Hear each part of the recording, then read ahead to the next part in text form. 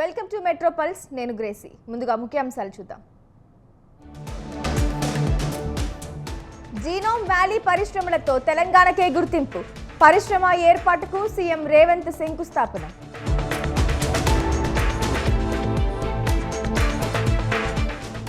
వ్యవసాయ రంగ అభివృద్ధిలో నాబార్డ్ కీలక పాత్ర.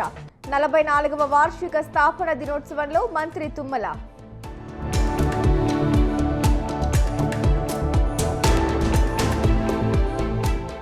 కామారెడ్డి బీసీ డిక్లరేషన్ పేరుతో కాంగ్రెస్ మోసం చేసింది. బీసీలను విడదీసే కుట్ర జరుగుతోందన్న తలసాని.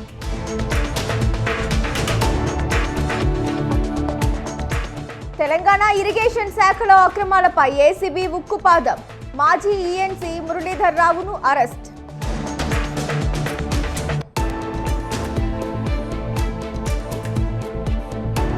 మలక్పేటలో కాల్పుల కలకలం. స్పాట్లోనే మరణించిన చందు నాయక్.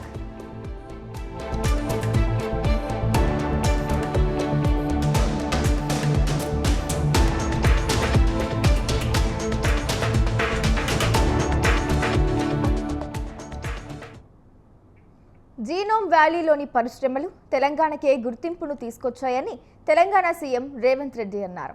సామీర్పేట జీనోమ్ వ్యాలీలో ఐకోర్ బయోలాజిక్స్ పరిశ్రమ ఏర్పాటుకు శంకుస్థాపన చేశారు.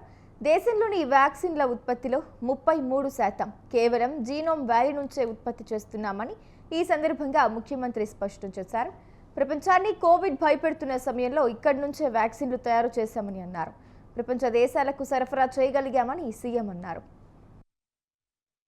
అంటే అదేవిధంగా బల్క్ డ్రగ్స్లో 40% ఈ ప్రాంతం నుంచే ఉత్పత్తి చేస్తున్నాము అని అంటే ఇక్కడి పరిశ్రమలు పారిశ్రామికవేత్తలు ఎంత నిబద్ధతతో పనిచేస్తూ ఈరోజు దేశానికే పేరు తీసుకొచ్చింది.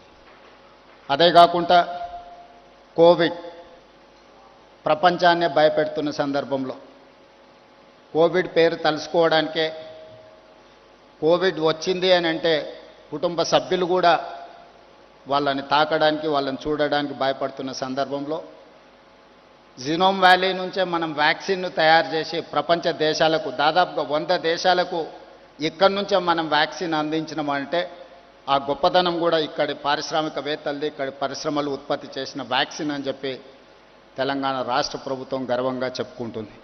వ్యాక్సిన్ ఉత్పత్తిలో 33% కేవలం జీనోమ్ వ్యాలీ నుంచే మనం ఉత్పత్తి చేస్తున్నామంటే అదేవిధంగా బల్క్ డ్రగ్స్లో 40% ఈ ప్రాంతం నుంచే ఉత్పత్తి చేస్తున్నాము అని అంటే ఇక్కడి పరిశ్రమలు పారిశ్రామికవేత్తలు ఎంత నిబద్ధతతో పనిచేస్తూ ఈరోజు దేశానికే పేరు తీసుకొచ్చింది.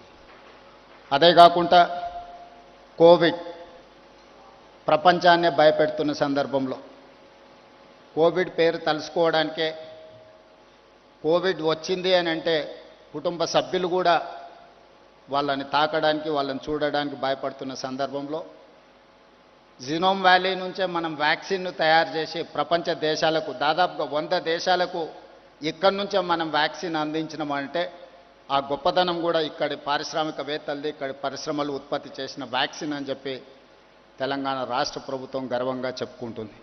వ్యాక్సిన్ ఉత్పత్తిలో 33% కేవలం జీనోమ్ వ్యాలీ నుంచే మనం ఉత్పత్తి చేస్తున్నామంటే అదేవిధంగా బల్క్ నల్గొండను అన్ని రంగాల్లో నెంబర్ 1గా నిలపాలనేది తన ప్రధాన ధ్యేయమని రాష్ట్ర రోడ్లు, భవనాలు, సినిమాటోగ్రఫీ శాఖ మంత్రి కోమటిరెడ్డి వెంకటరెడ్డి స్పష్టం చేశారు. రాష్ట్ర సచివాలయంలో విద్యాశాఖ ఉన్నతాధికారులతో నల్గొండ అభివృద్ధిపై మంత్రి కోమటిరెడ్డి సమీక్ష నిర్వహించారు. ముఖ్యమంత్రి సహకారంతో విద్యా వ్యవస్థలో సమూల మార్పులు తేవడానికి అన్ని విధాలా ప్రయత్నిస్తున్నామని తెలిపారు. నల్గొండలో university college of pharmacy, law college ఏర్పాటు చేయాలనేది తన చిరకాల కోరికని, అందుకు అనుగుణంగా చర్యలు చేపట్టామని, త్వరలో నూతన కోర్సులు అందుబాటులోకి తీసుకొస్తామని మంత్రి హామీ ఇచ్చారు.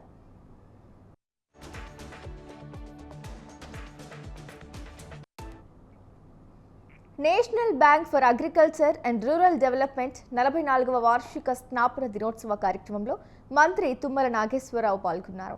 నాబార్డ్ వ్యవసాయ రంగ అభివృద్ధిలో కీలక పాత్ర పోషించిందని అన్నారు. అలాగే గ్రామీణ అభివృద్ధికి నాబార్డ్ చేసిన సేవలు ప్రశంసించారు. రాష్ట్ర వ్యాప్తంగా సాగునీటి ప్రాజెక్టులు, వ్యవసాయ మౌలిక సదుపాయాలు, రైతులకు రుణాల రూపంలో అందిస్తున్న సహాయంపై మంత్రి తుమ్మల సంతృప్తి వ్యక్తం చేశారు. రాష్ట్ర ప్రభుత్వం, నాబార్డ్ సంయుక్తంగా పనిచేసి మరిన్ని గ్రామీణ అభివృద్ధి పథకాల అమలుకు కృషి చేద్దామని మంత్రి తుమ్మల కోరారు. వేల కోట్లు, లక్షల కోట్లు తీసుకున్న యొక్క పరిస్థితిని మీరు అట్లా ఎందుకు చేయలేకపోతున్నారు? What is wrong in it?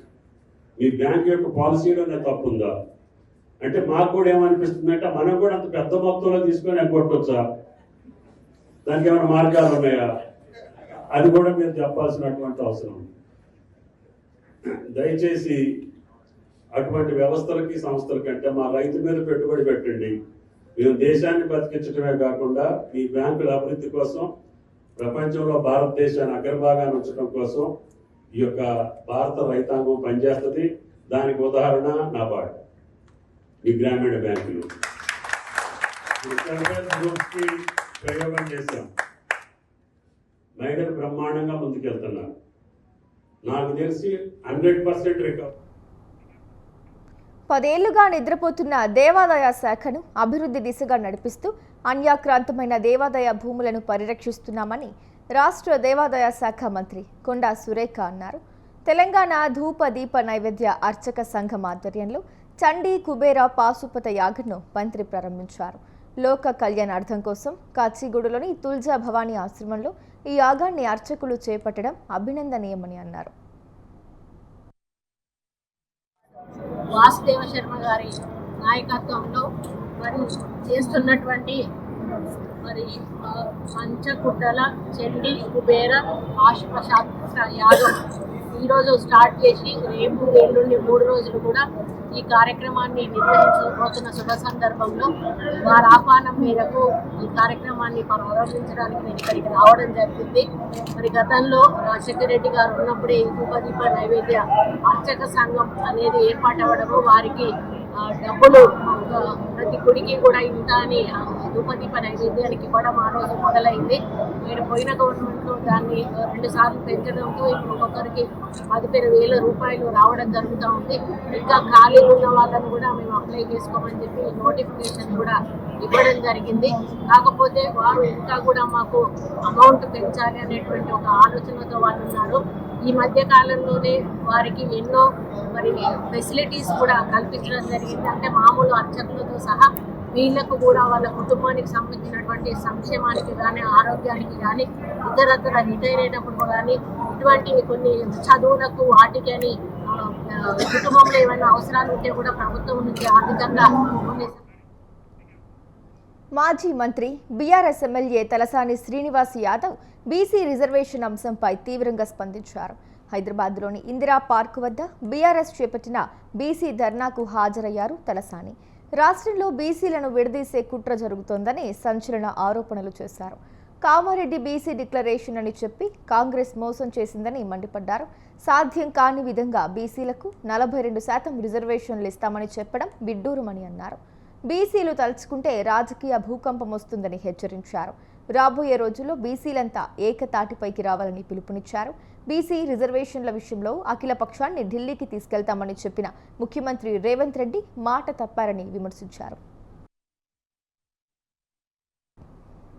BC రిజర్వేషన్లపై గతంలో పలువురు ముఖ్యమంత్రులు తీర్మానాలు చేశారని గుర్తు చేశారు. కానీ రిజర్వేషన్ల అంశం రాజ్యాంగంలోని షెడ్యూల్ 9లో పెడితే తప్ప అది సాధ్యం కాదని స్పష్టం చేశారు.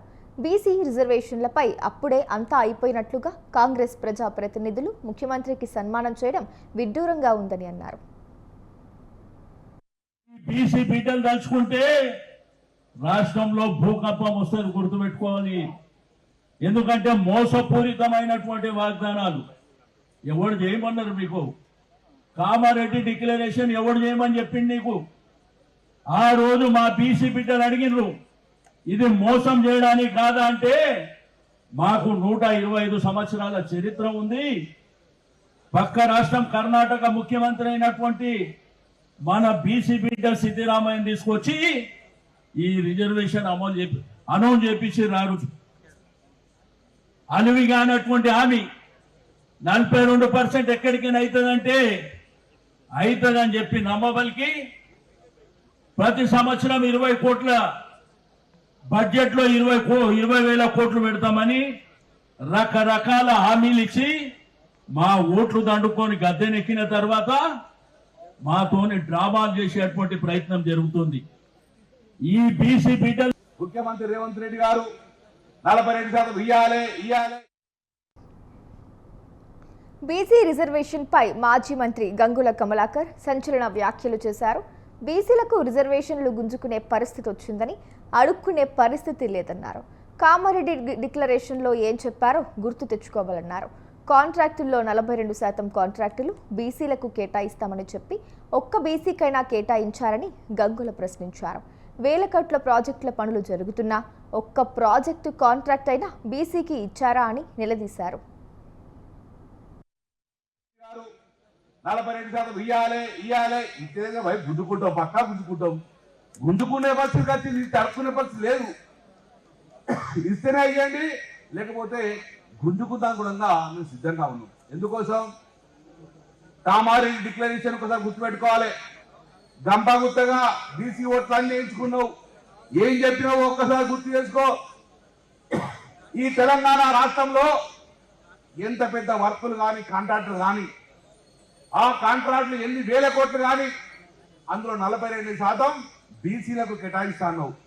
ఈరోజు ఒక 100 పనులు నడుస్తున్నాయి. ఎవడన్నా ఒక్కడన్నా బీసీ పని చేస్తున్నాడన్నా? ఎవరికన్నా బీసీ కేటాయించినవా? మళ్ళా గాలే ఆంధ్ర వాళ్ళకు రావాలి. 1000 కోట్ల సీతారామ ప్రాజెక్ట్, అన్ని ప్రాజెక్టులున్నా ఒక్క ప్రాజెక్టులున్నా ఈరోజు బీసీ కేటాయించింది. నెంబర్ 1 మోసం. నెంబర్ 2 42%. అక్కడ ఎవరు ఎందుకు వచ్చారు ఇక్కడికి? ఆ రోజు అసెంబ్లీలో మాట్లాడిన ఇదే విషయంలో, కానీ ఒక్క నిమిషంలో మైక్ కట్ అయింది. బహుశా ఇక్కడ మైక్ కట్ కాదు కాబట్టి అద్భుతం మనం మాట్లాడుతున్న అవసరం ఉంది. అసెంబ్లీలో మాట్లాడితే అయిపోయి బీసీలో మా 42% రిజర్వేర్ అనగానే మైక్ కట్ అవుతుంది. ఎంతగానో ముట్టుకోవాలి. అందుకే సోదరులారా ఒక్కటి మాట గుర్తుపెట్టుకోండి, 42% మీరు ఇస్తాను మోసం చేసిండు. మొత్తాన్ని గంపగుత్తగా స్థానిక సంస్థల ఎన్నికలపై తెలంగాణ బీజేపీ దూకుడు పెంచుతాయి. ఘటకేసర్ సమీపంలోని పీపీఆర్ కన్వెన్షన్లో వర్క్ షాప్ నిర్వహించుతాయి. బీజేపీ రాష్ట్ర అధ్యక్షుడు రామచంద్రరావు అధ్యక్షతన జరిగిన ఈ సమావేశానికి ముఖ్య అతిథిగా సునీల్ బన్సల్ హాజరయ్యారు. ఈ సమావేశంలో కేంద్ర మంత్రి కిషన్ రెడ్డి, ఎంపీలు, ఎమ్మెల్యేలు, పదాధికారులు, జిల్లా అధ్యక్షులు పాల్గొన్నారు. స్థానిక సంస్థల ఎన్నికల్లో మెజార్టీ స్థానాలు గెలిచేలా వ్యూహ రచన చేశారు.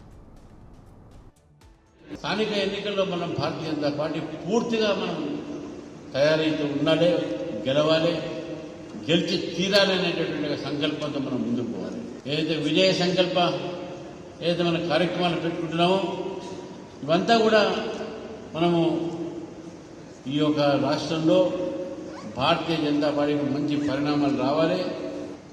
పరిణామాలు రావాలంటే కార్యకర్తలు కదలాలి. కార్యకర్తలు కదలాలంటే నాయకులు ముందుకు రావాలి, కలిసి వెలిసి ముందుకు పోవాలనేటువంటి అవసరం ఉందని చెప్పేసి కూడా ఈరోజు తెలియజేస్తున్నారు. ఎప్పుడైతే ప్రజల ఆకాంక్ష ఉన్నదో భారతీయ జనతా పార్టీని గెలిపించాలని చెప్పేసి, అటువంటి ఆకాంక్షను మనం తయారు లేకపోతే, మనం వారు కోరుతున్నప్పుడు మనం కూడా తయారు లేకపోతే సమాజాన్ని మార్చే శక్తి మీడియాకు ఉందని, పక్షపాతం లేకుండా వాస్తవాలను బయటకు తీసుకురావాలని చేవెళ్ల పార్లమెంటరీ సభ్యులు కొండా విశ్వేశ్వరరెడ్డి అన్నారు. వికారాబాద్ జిల్లా కేంద్రంలోని కేంద్ర సమాచార మంత్రిత్వ శాఖ ఆధ్వర్యంలో వార్తల మీడియా వర్క్షాప్ను నిర్వహించారు. ప్రతికూల వార్తలతోనే కాకుండా సానుకూల వార్తలతో కూడా సమాజంలో మార్పు తీసుకురావచ్చన్నారు. కేంద్ర ప్రభుత్వం మొత్తము బీహార్, గుజరాత్కి ఇస్తున్నారు. వాస్తవంగా చూస్తే తెలంగాణకి ఇచ్చినంత లెక్కలతోటి నా దగ్గర ఉన్నాయి. ఈరోజు తెలియదు కానీ ఇంతకుముందు ప్రెస్ కాన్ఫరెన్స్ సిటీలో పెట్టినప్పుడు తెచ్చిన ప్రత్యేకంగా రైతులకు 2-3 సంఖ్యలు నా దగ్గర ఉన్నాయి, మీరు వెరిఫై చేసుకోండి. మనము పండించే పంట వరి ఈసారి రికార్డ్ హై. ఈ ఏడాది 2,80,00,000 టన్నులు ఉత్పత్తి అయింది. అంటే కాళేశ్వరం వల్లనా? కాళేశ్వరం కూలిపాయ. కాళేశ్వరం వానలు మంచిగా పడ్డాయి, కానీ వానలు కాదు, ఇంకో కారణం ఉన్నది. వానలు మంచిగా పడ్డాయి కేంద్ర ప్రభుత్వం వల్ల. 5-6 ఇంతలు ఎక్కువ పండిస్తున్నాం. అది ఎవరికి అవసరం? అంటే బీహార్లో తిండి లేక అన్నం లేక సస్తున్నారా? హర్యానాలు సస్తున్నారా? ఎక్కడ అంతటా ఎక్కువ పండిస్తున్నాం, మనం అన్నిట్లో ఎక్కువ పండిస్తున్నాం. అయినా కేంద్ర ప్రభుత్వము కొంటున్నది. ఎందుకు? వాళ్ళకి అవసరం కాదు, మన రైతులను ఆదుకుంటుంది. ఎంత కొంటుంది? దాదాపు 24 వేల కోట్లు, 21 నుంచి 25 వేల కోట్లు. ప్రభుత్వానికి ప్రజలకు వారధిగా మీడియా పాత్ర ఉండాలని కలెక్టర్ ప్రతీక్ జైన్ అన్నారు. ప్రజా సమస్యలను ప్రభుత్వం దృష్టికి తీసుకొచ్చే విధంగా వార్తల ద్వారా సహాయపడేందుకు మీడియా పాత్ర పోషించాలని తెలిపారు. ఇప్పుడు ఆయన ప్రజలు ఒక ఆలోచన, వారు ఒక సూచనలు అడ్మినిస్ట్రేషన్ తీసుకొని వస్తారు. అడ్మినిస్ట్రేషన్ ఒక ఆలోచన, వారు తీసుకున్న నిర్ణయాలు అన్నీ మీరు ప్రజల దగ్గర తీసుకొని పోతారు. సో ఈ రకంగా media works like a bridge between both the government and the people. So I really hope that ఈ సెషన్ గవర్నమెంట్ ఆఫ్ ఇండియా నుంచి తీసుకొని ఇది ఇన్ఫర్మేషన్ అండ్ బ్రాడ్కాస్టింగ్ మినిస్ట్రీ ద్వారా తీసుకొని ఇది వార్తాలాప్ ద్వారా we will both get to know each other. ఏమేమి జరుగుతున్నాయి అంటే దే ఆర్ హ్యావింగ్, వారు కూడా చాలా ప్రాస్పెక్టస్ ప్రింట్ చేసి ఉన్నారు, అవి కూడా అందరికీ అందచేయడం జరుగుతుంది. సో ఈ నాకు అవకాశం ఇచ్చిన many thanks to ma'am also, and I really hope this session will be helpful for all. Cantonment నియోజకవర్గాన్ని సుందరమైన ప్రాంతంగా తీర్చిదిద్దేందుకు ప్రణాళికలు చేస్తున్నామని ఎంపీ ఈటెల రాజేందర్ అన్నారు. కంటోన్మెంట్ బోర్డు కార్యాలయంలో బ్రిగేడియర్ రాజీవ్ అధ్యక్షతన బోర్డు సమావేశాన్ని నిర్వహించారు.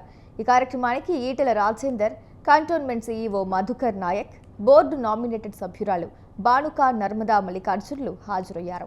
303 కోట్ల రూపాయలతో మౌలిక వస్తువులను కల్పించి నియోజకవర్గ ప్రజలకు ఎలాంటి ఇబ్బందులు కలగకుండా చూస్తామని తెలిపారు.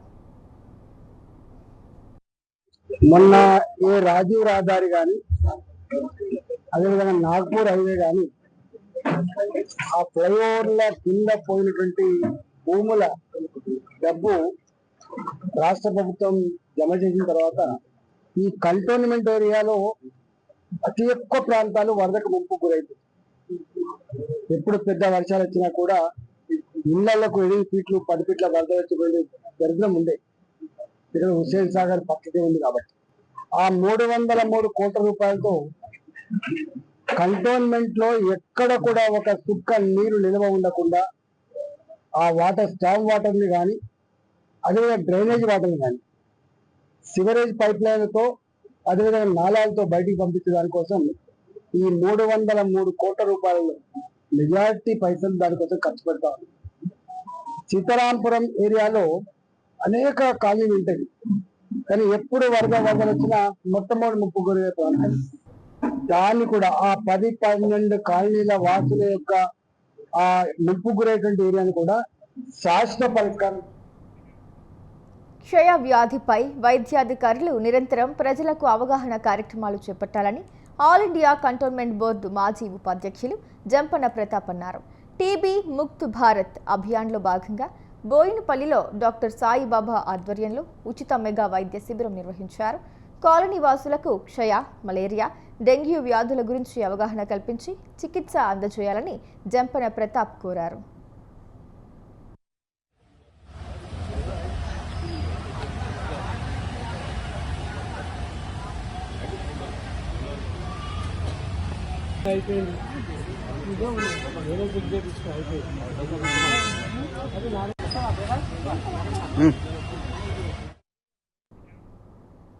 అల్వాల్లో బోనాల చెక్కుల పంపిణీ కార్యక్రమం రసాభాసగా మారింది. కాంగ్రెస్, బీఆర్ఎస్ నాయకుల మధ్య ఘర్షణ వాతావరణం చోటు చేసుకుంది.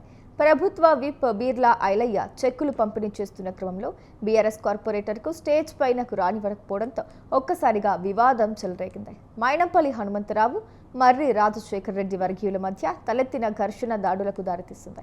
వెంటనే రంగంలోకి దిగిన పోలీసులు ఇరు వర్గాలను చెదరగొట్టే ప్రయత్నం చేశారు. ఈ నేపథ్యంలో చెక్కుల పంపిణీ కోసం వచ్చిన ప్రభుత్వ విప్ బీర్లా ఐలయ్య అక్కడి నుండి వెనుతిరిగారు. ఈ ఘర్షణలో కాంగ్రెస్, బీఆర్ఎస్ నాయకులకు గాయాలయ్యాయి.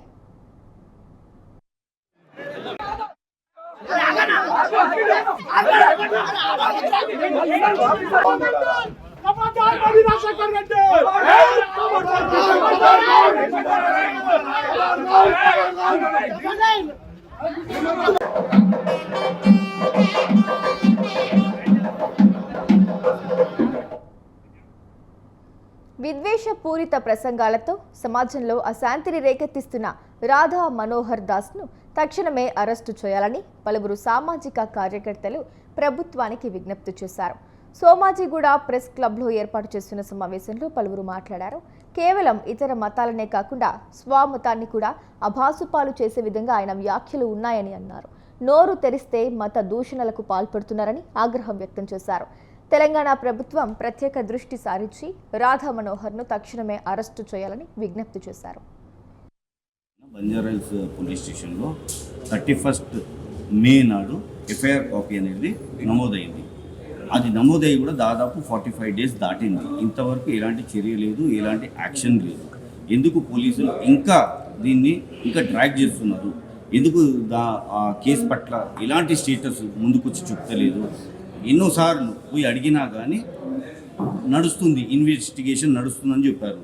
కానీ మేము ఆల్రెడీ లింక్స్ ఇచ్చాము, ఫుటేజెస్ కూడా ఇచ్చాము.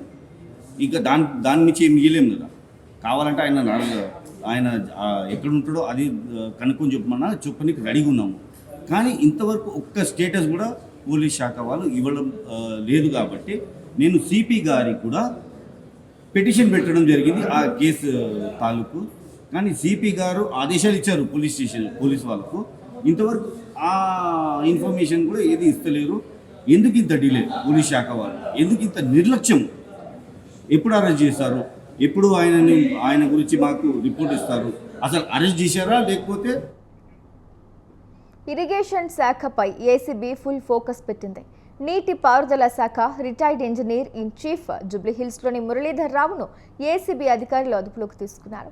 ఆదాయానికి మించిన ఆస్తుల కేసులో ఆయన్ను విచారించారు. హైదరాబాద్, కరీంనగర్, జహీరాబాద్తో పాటు మురళీధర్ రావు బంధువులు, సన్నిహితుల ఇళ్లలో కూడా ఏసీబీ సోదాలు కొనసాగాయి.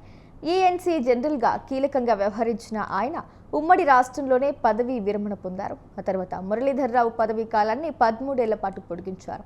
కాంగ్రెస్ ప్రభుత్వం వచ్చిన తర్వాత కూడా కొన్నాళ్లు పదవిలో ఉన్నారు. మేడిగడ్డపై విజిలెన్స్ నివేదిక తర్వాత మురళీధర్ రావును ప్రభుత్వం తొలగించింది.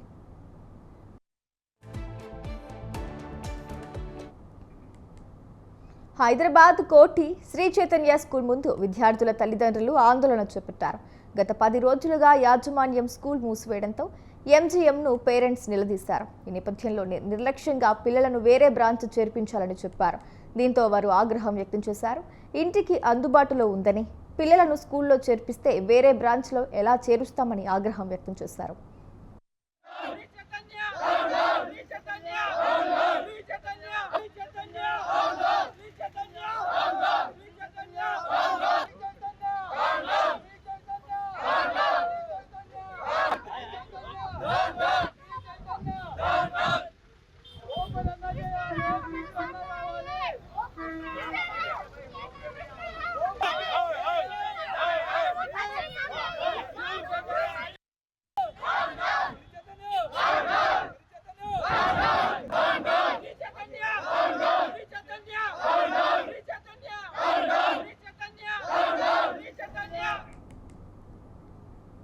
ఇదిలా ఉంటే శ్రీ చైతన్య బ్రాంచ్కు అనుమతి లేదని విద్యాశాఖ అధికారులు సీజ్ చేశారు. గత ఏడాది నుంచి స్కూల్ నడిపిస్తున్న అధికారులు ఎందుకు పట్టించుకోవడం లేదని ప్రశ్నించారు పేరెంట్స్. బుక్స్, ఫీజులు కట్టిన తర్వాత వేరే బ్రాంచ్కు ఎలా వెళ్లాలని ఆగ్రహం వ్యక్తం చేశారు.